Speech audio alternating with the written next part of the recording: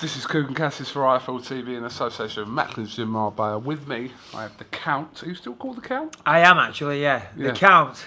The Count. Michael Bisping, head of his showdown at the O2 this Saturday against Anderson Silva. First of all, how are you? You know what? I'm great. I really am. I'm in a great place physically and mentally.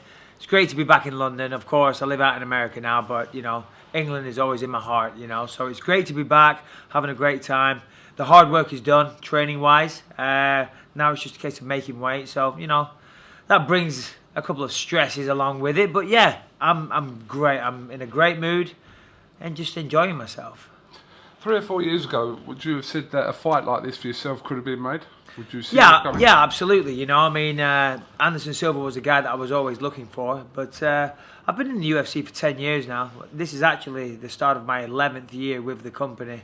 So I've been a part of some big fights along the way. So, yeah, for sure. That was always my goal. I wanted to fight Anderson Silva when he was the champion. Of course, he's not the champion now, so that's kind of bittersweet. But I always thought I could beat that guy. And now I get a chance to prove it. To prove that I wasn't just full of it, you know, but he's got a plan as well, so we'll see what happens on Saturday night, but I'm going into this one very confident. He hasn't had the best couple of years. That's right.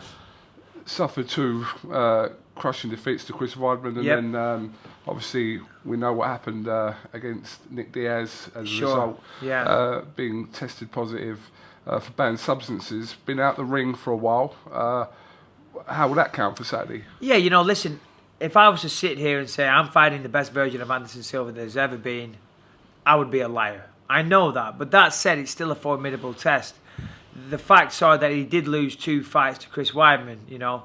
Again, with Chris Weidman, he was kind of messing around in the first one because Anderson was so cocky, so confident in his own abilities. Towards the end of his title run, his last few fights, he was just mocking his opponents. He wouldn't even take the fight seriously. And of course, you know, when you act like that, it's only a matter of time before it bites you in the ass. And against Chris Weidman, he got punched and it didn't hurt him. And he was actually pretending to be knocked out and goofing around. And Chris followed up with a big left and knocked him out. In the rematch, of course, he broke his leg. But he was on his way to losing that fight anyway. He really was. The thing is, I believe that broke Anderson Silva. You know, this is a guy that traded on his confidence, you know, and he was so confident in there. And of course, don't get me wrong, great reflexes, great striking ability, fantastic finishing ability. But he would have fighters beat before the fight even started. You see it in boxing all the time. Some guys turn up and they just know they're going to lose. And Anderson had that aura, that mystique about him. And when he lost twice in devastating fashion, I think that aura was gone forever. And he fought Nick Diaz. Wasn't the same fighter. He certainly wasn't. Nick Diaz did the right thing. Nick Diaz didn't give him the respect that other fighters have done in the past, and that threw him off. Of course, after that fight, he also tested positive for steroids, as you say, which leads me to believe that he was probably using steroids his whole career. That was the first time he was randomly ever tested, and he tested positive. So, it isn't the best version of Anderson Silva. That said, still a very, very tough test. Still a big name. He's still one of the most recognisable names and faces in the sport of mixed martial arts, period. And he will go down in history as one of the greatest fighters to ever compete. So for all those reasons, I'm extremely motivated. This is a big fight for me. And this is a chance for me to beat somebody of that calibre and to say to the UFC and the promotion and the world, listen, I deserve a title shot. As a result of what happened after the Nick Diaz fight, Anderson Silva, I mean, I've read quotes from yourself, you know, saying that he'll go down as kind of like the Ali and Tyson of the UFC world in relation to boxing.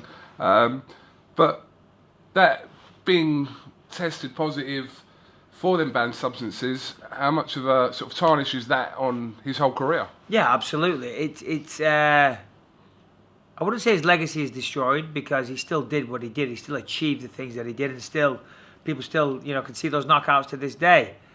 But come on, there has to put an asterisk on it. It has to put a question mark over all of it, you know, because, you know, sports, combat sports are about 2 men going out there and trying to beat the other man fairly, you know, through their hard work, determination, blood, sweat and tears, through a training camp, pushing yourself to the limit and about trying to, you know, beat a fellow man.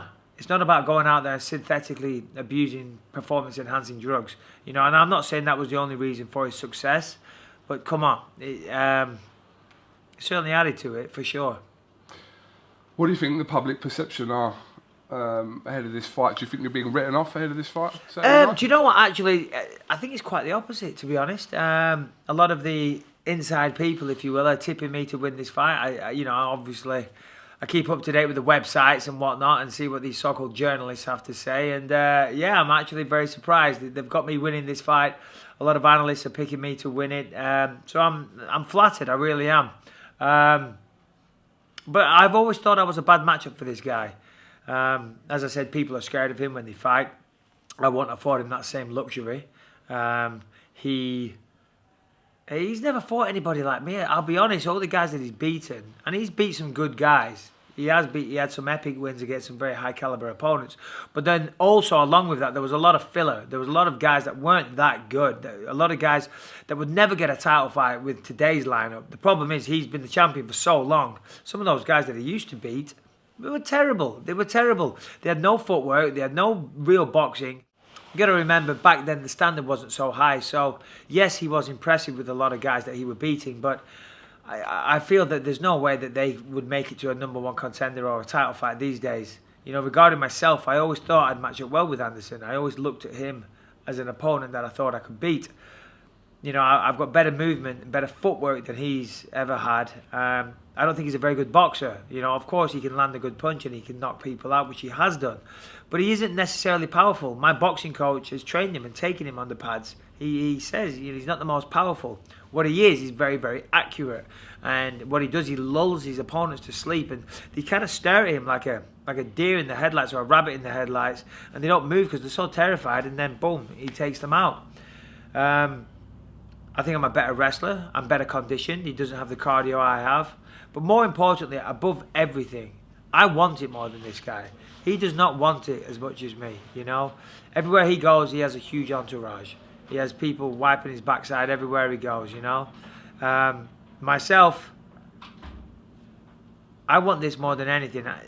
On Friday nights, that's when I go out and do my run. I'm out there running in the pitch black, you know, killing myself, pounding the pavements, pushing myself to the absolute extreme limits, killing myself. He's not doing that. I guarantee he's not out there, you know, pounding the pavements, running by himself, pushing himself to the limits. He's going in there and he's training casually with his entourage, with his friends. He's even said it in his training. He hasn't trained quite as intensely. Well, I'm sorry, this is an intense sport. You've got to train intensely. So yes, maybe I have some physical things like that, but he just doesn't want it as much as me. Like you said previously, 10 years in the UFC. What has Michael Bisping got left to achieve in the UFC? What does a win over a name like Anderson Silva do for your career moving forward? Yeah, well, it's obvious, you know. I mean, what is there left to achieve? Of course, being world champion is what's left to achieve, and that's a desire that still burns within me very strongly, and I've wanted to achieve that for a long, long time. The reasons I got into this sport was to take care of my family, and I've done that. I've achieved that, and I'm very happy, you know. And you know, I'll get compensated well on Saturday night, and that's great. And hopefully, you know, I've got, you know, plenty more fights left, and you know, the compensation's great. But for me, on a personal level, you know, I want to be that champion. I know I'm at that level. I spar with these guys. I train with these guys. I've fought many, many of these guys.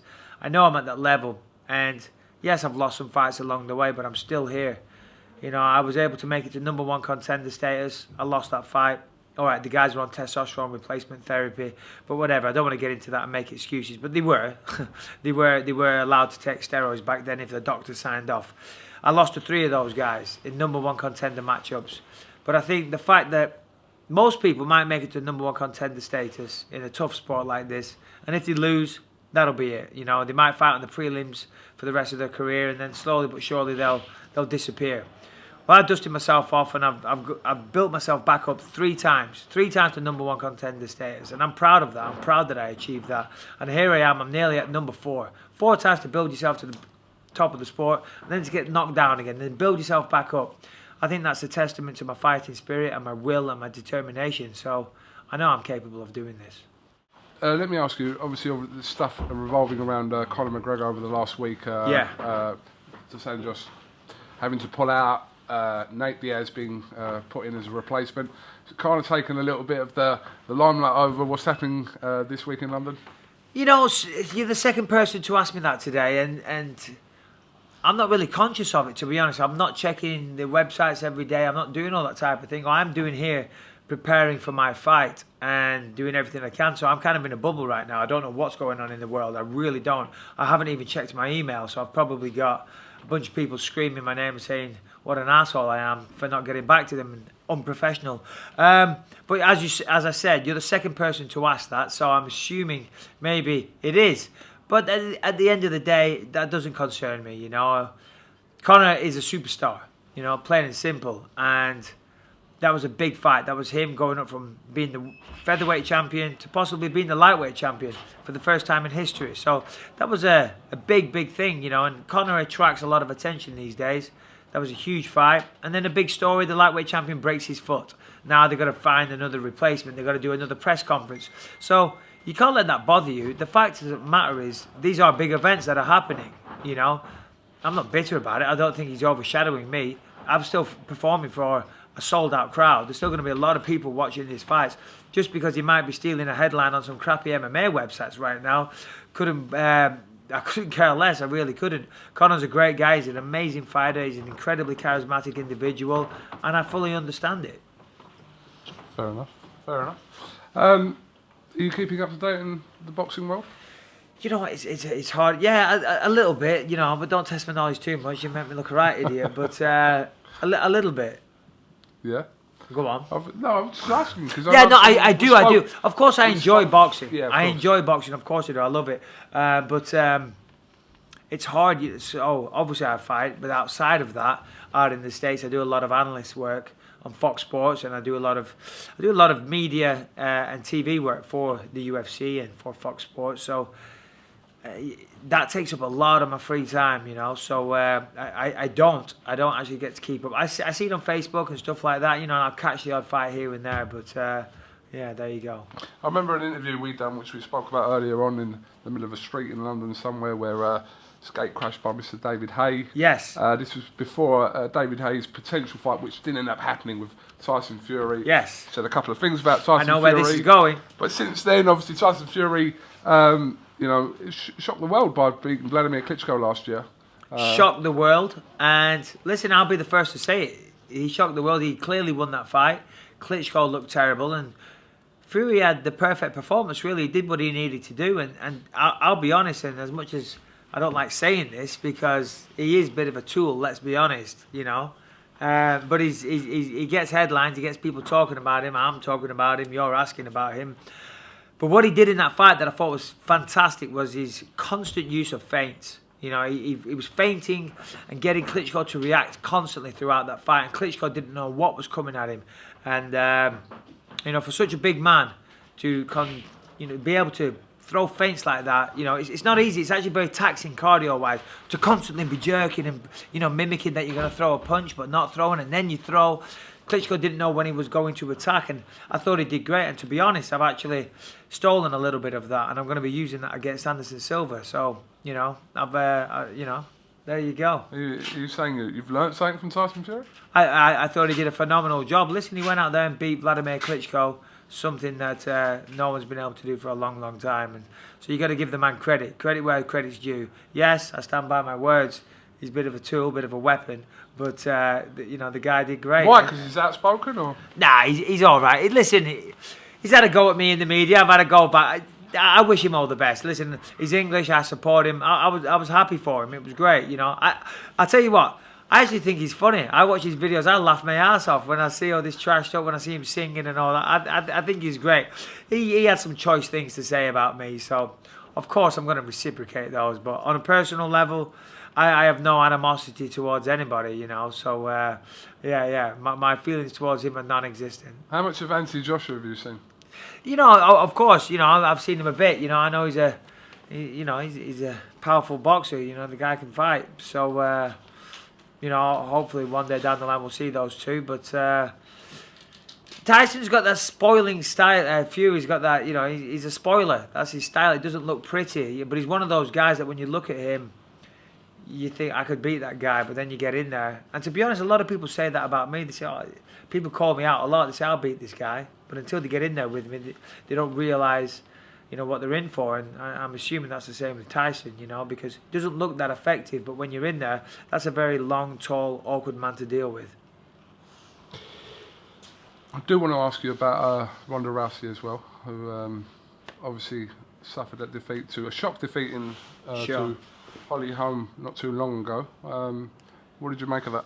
You know, to be honest, I actually felt quite sorry for her because, you know, she was put on such a pedestal and, you know, she did a great job and she was a very, very dominant champion. And then, you know, she lost the fight. And listen, the fight game's a tough, cruel mistress. You know, anybody can lose at any given time. And, you know, she had a lot on her plate and she lost the fight. Was she overconfident? Was she overworked? Who knows what the deal is? But at the end of the day, she lost the fight. I've lost fights. We've all lost fights. And, you know, it seemed like the entire world turned on her, to be honest. And, you know, I thought it was a bit out of order, if I'm quite frank. You know, I think... And it's like that, though. I've experienced that. People, it's like they love to build you up. But my God, they love to knock you down as well, you know. They really do, and it's cruel. It's hard. It's tough to deal with. But unfortunately, that is the business we're in, and you've just got to suck it up, dust yourself off, and get back in there. So it's not a thing that just happens in England. I mean, a lot of people. Mate. To think that's what they do in England. No, I know. Sports stars for them to then, after they suffer a defeat, is to, like you said, bring them crashing back down to earth. No, absolutely. Well, what happens is success breeds animosity and jealousy. Jealousy is the main thing. You see someone getting successful, they're like, yeah, I like this guy, and you know, you want to see him do well. But then they start really doing well, and then maybe there's a bit of animosity, maybe a bit of jealousy. Who knows what it is? But then they want to see them fail. They want to see them fail because maybe their life isn't going too well. You know, I don't know if that's the reason, but maybe that's one explanation. I don't know. Maybe they get overexposed. Maybe they get forced down the throat a little too much. Who knows? Maybe they act like an idiot, like me. Or who knows? You know, maybe their charisma wears off. But I think all over the world, certainly in America, because I know that was an English thing, supposedly. But they do the same thing in the States as well. Oh. Nice to know. Not in a bad way, but it's not just a exactly. British thing, if you like. We're not just horrible Brits. So this week, obviously, you've had your media obligations. You did a workout earlier on today. Yep. You've got like not a press conference. How would you explain? Yeah. So tomorrow we're actually going to go have a face-off in front of Tower Bridge. So that should be fun. I'm actually looking forward to that. It's going to be iconic. I think that's going to be such an amazing backdrop. Myself and Anderson Silva squaring off in front of that. It's going to be cool. And then we have, I think they call it Ultimate Media Event. Basically, it's not a press conference, but Anderson will be there and I'll be there. And some of the other fighters on the card. There'll be a bunch of media in attendance and they kind of just go around and pick up. We all sit on stools. It's very casual. They used to do a formal press conference, but this way, I think it's more effective. I think the media get more one-on-ones, you know. So, yeah, and then we do that. And then Friday, weigh-in. Friday's the weigh-in. This time, I'm the lightest I've ever been. Obviously, I fight at 185. This morning I was 196. So you get a pound allowance if it's not a title fight. So I've got to weigh in at 186. So this morning I was 10 pounds over. That's a walk in the park. Typically around now I'm about 14, and that's very, very achievable. So I'm hoping tomorrow morning I'll be like 8.5 pounds over. About 9 pounds over tomorrow. It's easy, walk in the park. I want to kill someone before I get on that scale because it feels horrible to massively dehydrate yourself, but it's a necessary evil. Get that out of the way. My mate Joe Long is going to take me to a nice Italian restaurant, refuel, rehydrate, get a good night's sleep, and do the business on Saturday. Understand if you do the business on Saturday, there's an after party you're having? That's right. People, come on by. The Brooklyn Bowl at the O2 Arena, we will be there. We will be celebrating and painting the town red, or painting the bowling alleys red. It's a great venue. We've got a DJ on, there's going to be music. Obviously, I'm going to be there. And hopefully, touch wood, celebrating. Okay, well listen, Mr. Bisping, thank you very much for talking to Eiffel TV. We're going to be at the Frampton Quick Fight in Manchester this Saturday. But we'll Watching You just it- thought you'd squeeze me in on a cheeky Wednesday. Thursday. Yeah, about What is it? Thursday, Wednesday? See, I don't even know what Wednesday. day I'm it losing is. track of days as well. Wednesday. But listen, wish you the best of luck Pleasure, Kugan. on Saturday, and like I said, we'll sure they'll have a screen in there somewhere where we can watch Yeah, this. yeah. Please, check it out. So best of luck with the Thank next you, couple sir. of days. All right. Thank you Cheers. very much. KUGAN CASSIUS with Michael Bisping for IFL TV. Thank you very much. Produced in association with combatandstrength.com.